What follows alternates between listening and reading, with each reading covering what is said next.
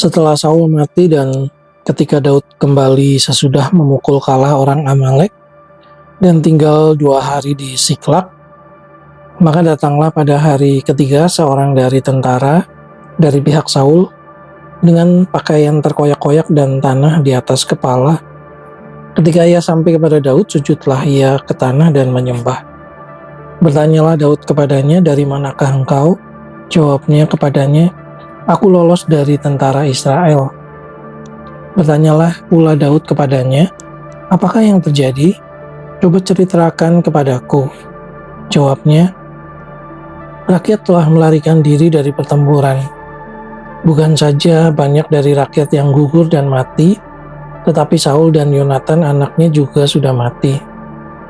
Lalu Daud berkata kepada orang muda yang membawa kabar kepadanya itu, "Bagaimana kau ketahui bahwa Saul dan Yonatan anaknya sudah mati?" Orang muda yang membawa kabar kepadanya itu berkata, "Kebetulan aku ada di pegunungan Gilboa." Maka tampaklah Saul bertelekan pada tombaknya, sedang kereta-kereta dan orang-orang berkuda mengejarnya. Ketika menoleh ke belakang, ia melihat aku, lalu memanggil aku, dan aku berkata, "Ya Tuanku." Ia bertanya kepadaku, "Siapakah engkau?"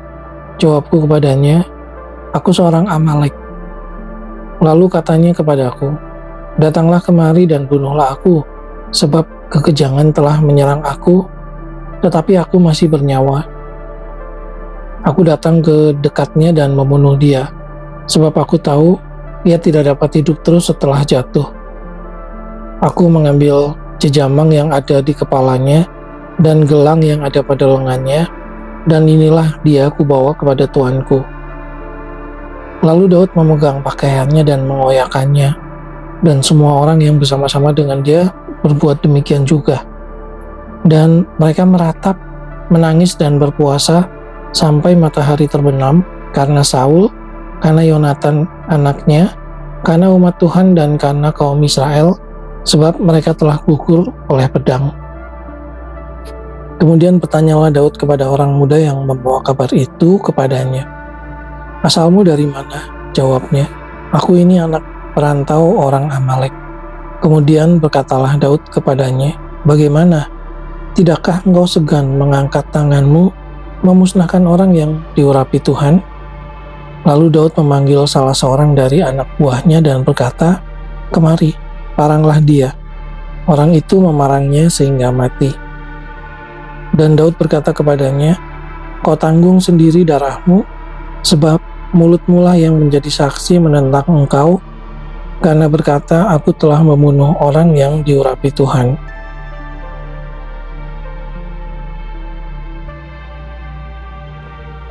Daud menyanyikan nyanyian ratapan ini karena Saul dan Yonatan anaknya, dan ia memberi perintah untuk mengajarkan nyanyian ini kepada Bani Yehuda. Itu ada tertulis dalam kitab orang jujur. "Kepermaian, hai Israel, mati terbunuh di bukit-bukitmu. Betapa gugur para pahlawan. Janganlah kabarkan itu di Gat, janganlah beritakan itu di lorong-lorong Askelon, supaya jangan bersukacita anak-anak perempuan orang Filistin, supaya jangan beria-ria anak-anak perempuan orang-orang yang tidak bersunat.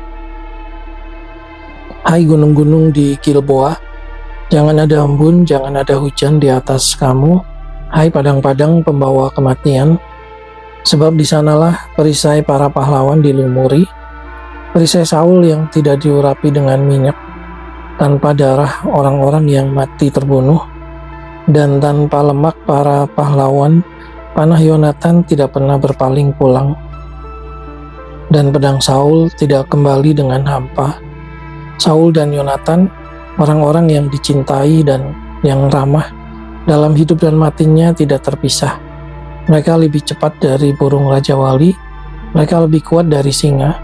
Hai anak-anak perempuan Israel, menangislah karena Saul yang mendandani kamu dengan pakaian mewah dari kain kirmisi, yang menyematkan perhiasan emas pada pakaianmu. Betapa gugur para pahlawan di tengah-tengah pertempuran. Yonatan mati terbunuh di bukit-bukitmu. Merasa susah aku karena engkau, saudaraku Yonatan. Engkau sangat ramah kepadaku. Bagiku cintamu lebih ajaib daripada cinta perempuan. Betapa gugur para pahlawan dan musnah senjata-senjata perang.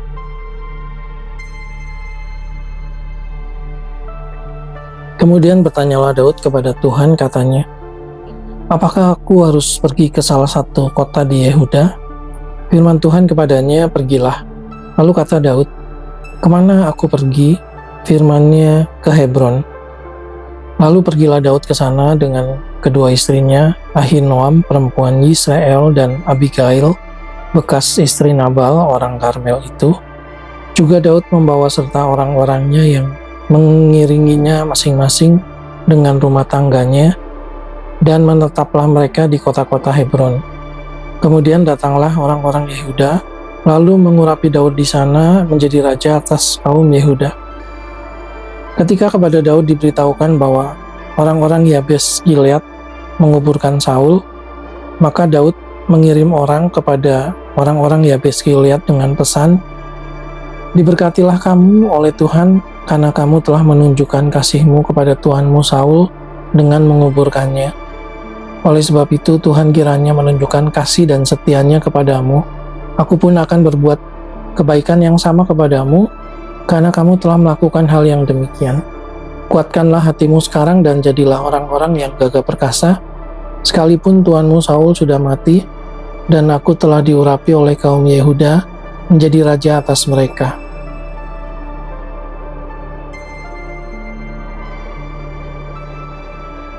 Abner bin Ner, panglima Saul, telah mengambil Isi-Boset, anak Saul, dan membawanya ke Mahanaim, serta menjadikannya raja atas Gilead, atas orang Asyuri, atas Yisrael, atas Efraim, dan atas Benyamin, bahkan atas seluruh Israel. Isi-Boset bin Saul berumur 40 tahun pada waktu ia menjadi raja atas Israel, dan ia memerintah 2 tahun lamanya. Hanyalah kaum Yehuda yang mengikuti Daud. Dan lamanya Daud memerintah di Hebron atas kaum Yehuda adalah 7 tahun dan 6 bulan. Lalu Abner bin Ner dengan anak buah Isi-Boset bin Saul bergerak maju dari Mahanaim ke Gibeon. Juga Yoab anak Seruya dan anak buah Daud bergerak maju. Mereka saling bertemu di telaga Gibeon, lalu tinggal di sana. Pihak yang satu di tepi telaga sebelah sini dan pihak yang lain di tepi telaga sebelah sana. Berkatalah Abner kepada Yoab, biarlah orang-orang muda tampil dan mengadakan pertandingan di depan kita. Jawab Yoab, baik. Lalu tampillah mereka dan berjalan lewat dengan dihitung 12 orang dari suku Benyamin, dari Isi-Boset anak Saul, dan 12 orang dari anak buah Daud. Kemudian mereka masing-masing menangkap kepala lawannya dan menikam pedangnya ke lambung lawannya, sehingga rebahlah mereka bersama-sama. Sebab itu tempat itu disebut orang Helkat Hazurim, letaknya dekat Gibeon. Pada hari itu pertempuran sangat hebat dan Abner serta orang-orang Israel terpukul kalah oleh anak buah Daud. Ketiga anak laki-laki Zeruya, yakni Yoab, Abisai, dan Asael ada di sana. Asael cepat larinya seperti kijang di padang. Asael mengejar Abner dan tidak menyimpang ke kanan atau ke kiri dalam membuntutinya. Lalu Abner berpaling ke belakang dan bertanya, "Engkaukah itu Asael?" Jawabnya, "Ya, aku." Kemudian berkatalah Abner kepadanya, "Menyimpanglah ke kiri atau ke kanan, tangkaplah salah seorang dari orang-orang muda itu dan ambillah senjatanya." Tetapi Asael tidak mau berhenti membuntuti Abner. Berkatalah sekali lagi Abner kepada Asael, "Berhentilah membuntuti aku.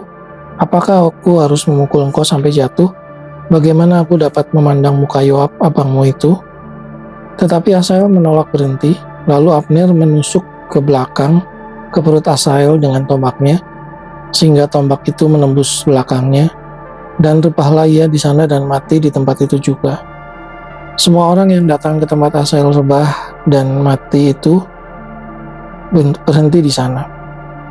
Tetapi Yoab dan Abisai mengejar Abner. Ketika matahari masuk dan mereka sampai ke dekat Bukit Amma yang ada di sebelah timur Giah, ke arah padang gurun Gibeon, berhimpunlah Bani Benyamin di belakang Abner menjadi satu gabungan dan bersiap-siap di puncak sebuah bukit. Berserulah Abner kepada Yoab, "Haruskah pedang makan terus-menerus? Tidak tahukah engkau bahwa kepahitan datang pada akhirnya? Berapa lama lagi engkau tidak mau mengatakan kepada rakyat ini, supaya mereka berhenti memburu saudara-saudaranya?" Jawab Yoab, "Demi Allah yang hidup, sekiranya engkau berbicara tadi, maka tentulah sudah dari tadi pagi rakyat menarik diri dari memburu saudara-saudaranya." Lalu Yoab meniup sangkakala dan seluruh rakyat berhenti. Mereka tidak lagi mengejar orang Israel dan tidak berperang lagi. Semalam-malaman Abner dan orang-orangnya berjalan melalui Araba Yordan, menyeberangi sungai Yordan, berjalan terus hampir sepanjang siang, lalu sampai ke Mahanaim. Ketika Yoab berhenti memburu Abner dan menghimpunkan seluruh rakyat, ternyata 19 orang dari anak buah Daud hilang, termasuk Asael. Tetapi anak buah Daud menewaskan dari suku Benyamin dari orang-orang Abner 340 orang. Mereka mengangkat mayat Asael dan menguburkannya di dalam kubur ayahnya yang di Betlehem. Kemudian berjalanlah Yoab dan orang-orangnya semalam-malaman itu dan sampai ke Hebron ketika hari sudah terang. Peperangan antara keluarga Saul dan keluarga Daud berlarut-larut. Daun kian lama kian kuat, sedang keluarga Saul kian lama kian lemah. Di Hebron lahirlah bagi Daud anak-anak lelaki. Anak sulungnya ialah Amnon dari Ahinoam perempuan Yisrael. Anaknya yang kedua ialah Kileab dari Abigail, bekas istri Nabal orang Karmel. Yang ketiga ialah Absalom, anak dari Maaka, anak perempuan Talmai Raja Gesur. Yang keempat ialah Adonia, anak dari Hagit. Yang kelima ialah Sefaka, anak Abital. Dan yang keenam ialah Yitream dari Egla, istri Daud. Semuanya ini dilahirkan bagi Daud di Hebron.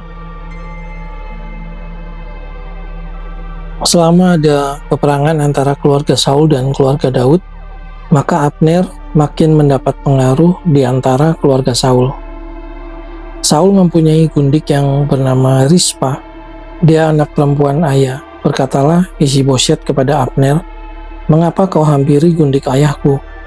Lalu sangat marahlah Abner karena perkataan Ishiboset itu. Katanya, "Kepala anjing dari Yehudakah aku? Sampai sekarang aku masih menunjukkan kesetiaanku kepada keluarga Saul ayahmu, kepada saudara-saudaranya dan kepada sahabat-sahabatnya, dan aku tidak membiarkan kau jatuh ke tangan Daud.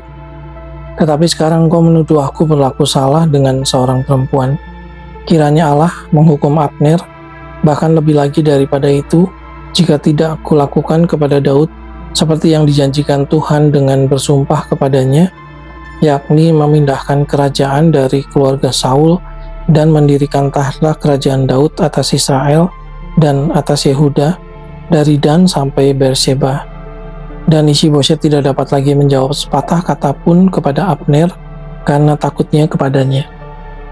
Lalu Abner mengirim utusan kepada Daud dengan pesan, "Milik siapakah negeri ini? Adakanlah perjanjian dengan aku, maka sesungguhnya aku akan membantu engkau untuk membawa seluruh orang Israel memihak kepadamu." Jawab Daud, "Baik, aku akan mengadakan perjanjian dengan engkau. Hanya satu hal ku minta daripadamu, yakni engkau tidak akan menghadap aku, kecuali jika engkau membawa lebih dahulu Mikal, anak perempuan Saul, apabila engkau datang menghadap aku." Daud mengirim utusan juga kepada Ishiboset anak Saul dengan pesan, "Berikanlah istriku Mikal, yang telah kuperoleh dengan 100 kulit katan orang Filistin." Lalu Ishiboset menyuruh mengambil perempuan itu daripada suaminya, yakni Paltiel bin Lais, dan suaminya berjalan bersama-sama dengan dia, sambil mengikuti dia dengan menangis sampai ke Bahurim. Lalu berkatalah Abner kepadanya, "Ayo pulanglah." Maka pulanglah ia. Sementara itu berundinglah Abner dengan para tua-tua orang Israel, katanya, "Telah lama kamu menghendaki Daud menjadi raja atas kamu, maka sekarang bertindaklah Sebab Tuhan sudah berfirman tentang Daud demikian, dengan perantaraan hambaku Daud, aku akan menyelamatkan umatku Israel dari tangan orang Filistin dan dari tangan semua musuhnya. Abner berbicara dengan orang Benyamin. Pula Abner pergi membicarakan dengan Daud di Hebron segala yang sudah dipandang baik oleh orang Israel dan oleh seluruh kaum Benyamin. Ketika Abner datang kepada Daud di Hebron bersama-sama 20 orang, maka Daud mengadakan perjamuan bagi Abner dan orang-orang yang menyertainya. Berkatalah Abner kepada Daud, "Baiklah, aku bersiap untuk pergi mengumpulkan seluruh orang Israel kepada tuanku raja, supaya mereka mengadakan perjanjian dengan tuanku dan tuanku menjadi raja atas segala yang dikehendaki hatimu." Lalu Daud membiarkan Abner pergi dan berjalanlah ia dengan selamat. Anak buah Daud dan Yoab baru saja pulang setelah mengadakan penggerebekan dan mereka membawa pulang jarahan yang banyak. Tetapi Abner tidak lagi bersama-sama Daud di Hebron, sebab ia telah dilepasnya pergi dengan selamat. Ketika Yoab bersama dengan segenap tentaranya sudah pulang, diberitahukan kepada Yoab demikian, Abner bin Ner telah datang kepada raja, dan ia sudah dibiarkannya pergi dengan selamat. Kemudian pergilah Yoab kepada raja, katanya, "Apakah yang telah kau perbuat? Abner telah datang kepadamu, mengapa engkau membiarkannya begitu saja? Apakah engkau tidak kenal Abner bin Ner itu? Ia datang untuk memperdaya engkau, dan untuk mengetahui gerak-gerikmu, dan untuk mengetahui segala yang hendak kau lakukan." Sesudah itu keluarlah Yoab meninggalkan Daud dan menyuruh orang menyusul Abner. Lalu mereka membawanya kembali dari perigi Sira tanpa diketahui Daud. Ketika Abner kembali ke Hebron, maka Yoab membawanya sebentar ke samping di tengah-tengah pintu gerbang itu, seakan-akan hendak berbicara dengan dia dengan diam-diam. Kemudian ditikamnyalah dia di sana pada perutnya sehingga mati, membalas darah Azael adiknya. Ketika hal itu didengar Daud, kemudian berkatalah ia, Aku dan kerajaanku tidak bersalah di hadapan Tuhan sampai selama-lamanya terhadap darah Abner bin Ner itu. Biarlah itu ditanggung oleh Yoab sendiri dan seluruh kaum keluarganya. Biarlah dalam keturunan Yoab tidak putus-putusnya ada orang yang mengeluarkan lelehan, yang sakit kusta, yang bertongkat, yang tewas oleh pedang, atau yang kekurangan makanan. Demikianlah Yoab dan Abisai adiknya membunuh Abner, karena ia telah membunuh Asael adik mereka di Gibeon dalam pertempuran. Dan berkatalah Daud kepada Yoab dan kepada segala rakyat yang bersama-sama dengan dia, "Koyakanlah pakaianmu dan lilitkanlah pada tubuhmu kain kapung, dan merataplah di depan mayat Abner." Raja Daud sendiri pun berjalan di belakang usungan mayat. Ketika orang menguburkan Abner di Hebron, maka menangislah raja dengan suara nyaring pada kubur Abner, dan seluruh rakyat pun menangis. Karena Abner, raja mengucapkan nyanyian ratapan ini, "Apakah Abner harus mati seperti orang bebal? Tanganmu tidak terikat dan kakimu tidak dirantai. Engkau gugur seperti orang gugur oleh orang-orang durjana," dan seluruh rakyat itu makin menangis karena dia. Seluruh rakyat datang menawarkan kepada Daud untuk makan roti selagi hari siang. Tetapi Daud bersumpah, katanya, "Kiranya Allah menghukum aku, bahkan lebih lagi daripada itu, jika sebelum matahari terbenam aku mengecap roti atau apapun." Ketika seluruh rakyat melihat hal itu, mereka menganggap hal itu baik. Seperti segala sesuatu yang dilakukan raja dianggap baik oleh seluruh rakyat. Maka tahulah seluruh rakyat dan seluruh Israel pada hari itu bahwa pembunuhan Abner bin Ner bukanlah rancangan raja. Kemudian berkatalah raja kepada para pegawainya, "Tidak tahukah kamu bahwa pada hari ini gugur seorang pemimpin, seorang besar di Israel? Tetapi aku ini sekarang masih lemah, sekalipun sudah diurapi menjadi raja, sedang orang-orang itu, yakni anak-anak Seruya, melebihi aku dalam kekerasan. Kiranya Tuhan membalas kepada orang yang berbuat jahat setimpal dengan kejahatannya."